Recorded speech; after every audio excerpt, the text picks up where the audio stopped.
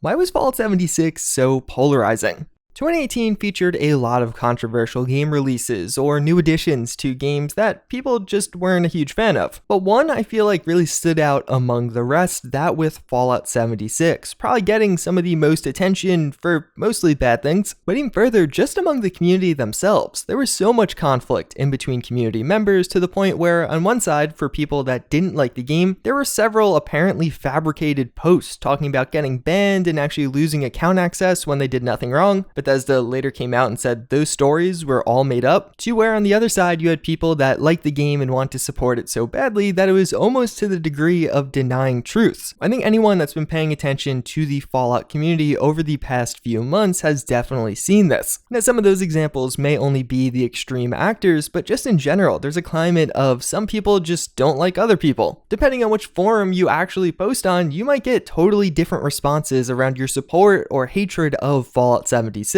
So how did we get here? Naturally, with any major change to a game, such as adding multiplayer to an otherwise fundamentally single-player game, is going to be met with mixed reactions. In reality, this is actually a well-documented phenomena in user experience, known as either the baby duck syndrome or even just plain old change aversion. Fallout fans got accustomed to a certain thing. When you played Fallout 3, 4, and New Vegas, you knew a single-player RPG, with varying degrees of RPG elements, but you had fundamental things, branching storylines, dialogue options, and of course, you were always playing by yourself. If we look at Fallout 76 today, they changed that formula up quite considerably. It wasn't just simply adding multiplayer, there was a lot more going on with this game. The removal of human NPCs, but also the removal of dialogue options. The way the story is told in Fallout 76 is fundamentally different, even if it's still a good story. And the simple reality is, people, at least initially, don't like change. But I feel like one of the first big factors creating this divide, this polarization between one group and another, was actually how Bethesda handled these new changes. Whether you like or dislike Fallout 76, there's pretty much no denying it's different. It's pretty much unlike every other game out there, yet I don't think Bethesda introduced that in the most ideal way. When we originally got the reveal and trailer of this game, or rather teaser trailer, it looked pretty normal. It was honestly very similar to a lot of the other Fallout trailers. It seemed like this time around the game would be in West Virginia, with the big twist being it's set only 25 years after the bombs dropped. Shortly thereafter, we got the Jason Schreier leaks. He actually reported that this was in fact an online survival game, similar to the likes of DayZ or Rust. In my opinion, this is where the divide started. This is where you could trace back the groups that are either pro or anti-Fallout 76. Either way, a week or so passes, and we do get the formal confirmation at Bethesda's E3 conference. We get a look at the game, but also we know now it is multiplayer. This was, of course, met with mixed reactions. Some people enjoyed it. It's that each of those characters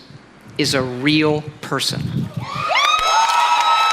Others weren't as thrilled, at least right off the bat. Is entirely online.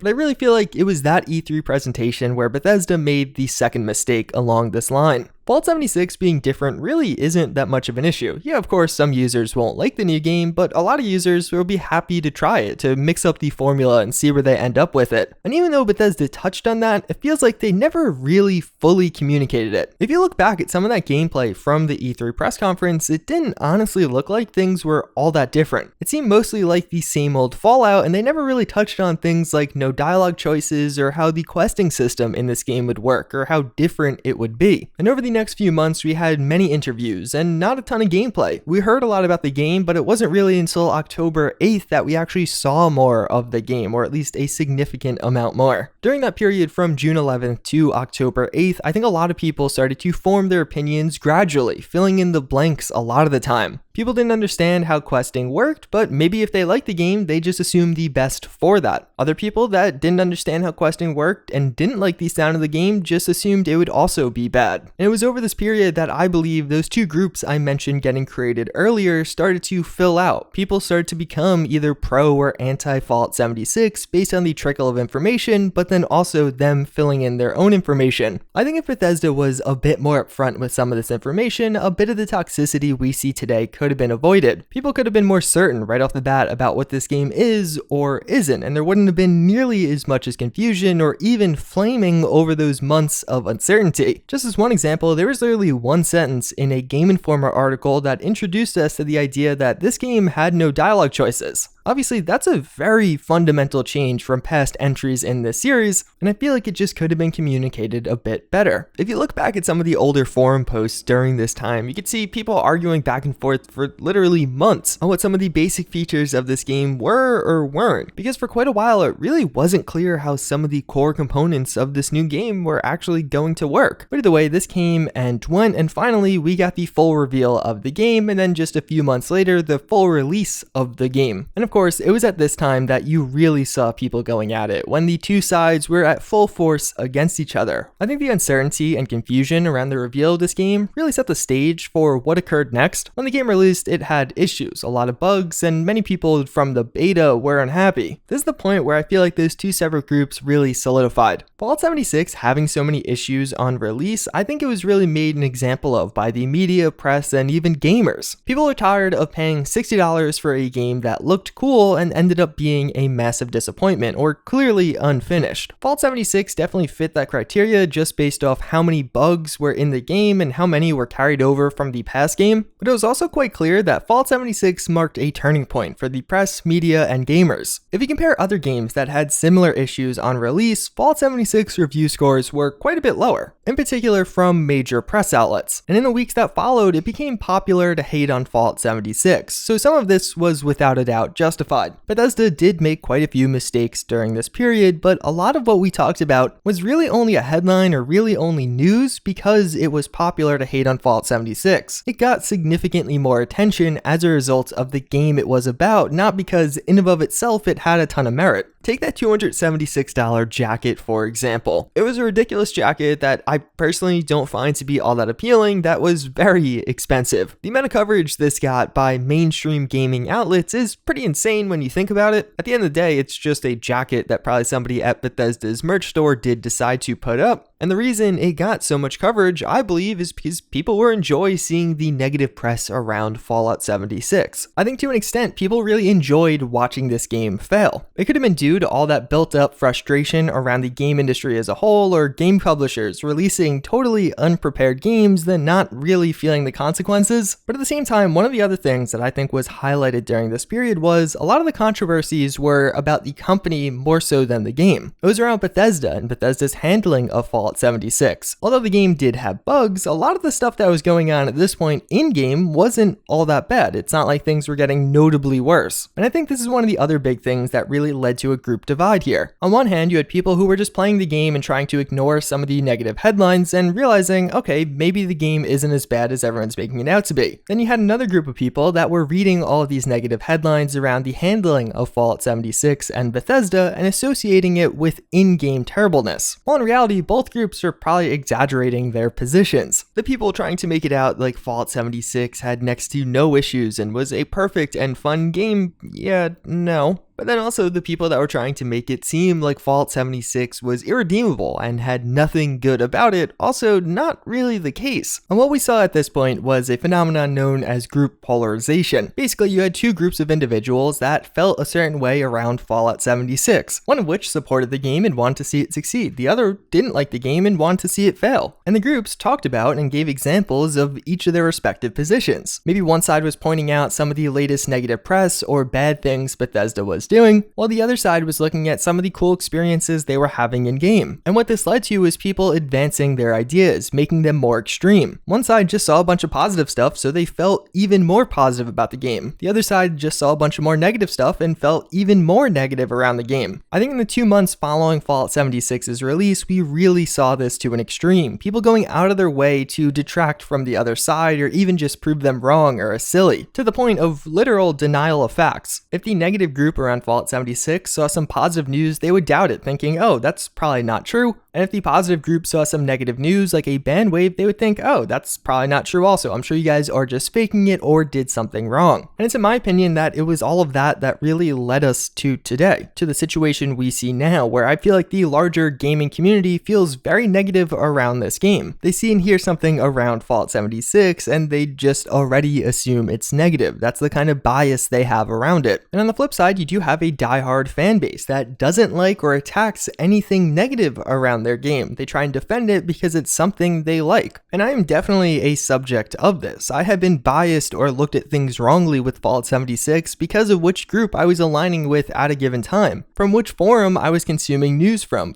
who I was talking to, because that's what formed my opinions. Depending on which Fallout subreddit you frequent, you saw different headlines and thus feel differently about the game. Now, of course, all of this is a broad generalization. It's making it seem very black and white, while in reality, there's a lot of gray area. There's a lot of people out there that have mixed feelings around this game or like certain parts and dislike other parts. When hopefully in this video, actually laying out, I think, some of the factors that went into the polarization around this. The confusion around what this game is and isn't, and how people immediately started filling in their blanks, and then the actual release of this game and how it became so popular to hate on it. I think those two things led to a lot of bias on both sides. People were unfairly mean on this game, and other people were unfairly nice to this game, giving it way too many passes. Hopefully this video can serve for at least some of you to recognize this in yourself, to realize, hey, maybe I am giving Fallout 76 just one too many passes, or even alternatively, maybe I'm being a little bit unrealistically harsh on this game. This video really wasn't meant to be a commentary as to the actual state of Fallout 76. It was more about the fan base, how some users feel so strongly one way or the other, and in my eyes to the point of being misleading. But either way, hopefully this video was informative, or at the very least just interesting and entertaining. I think what happened around the whole Fallout 76 situation, especially with the community, is fascinating. To see how just one community, the Fallout community, could have two so very different opinions. Either way, that's pretty much going to wrap it up for this one. As always, again, I thank you all for watching. I hope you enjoyed this video, and I hope to see you all next time.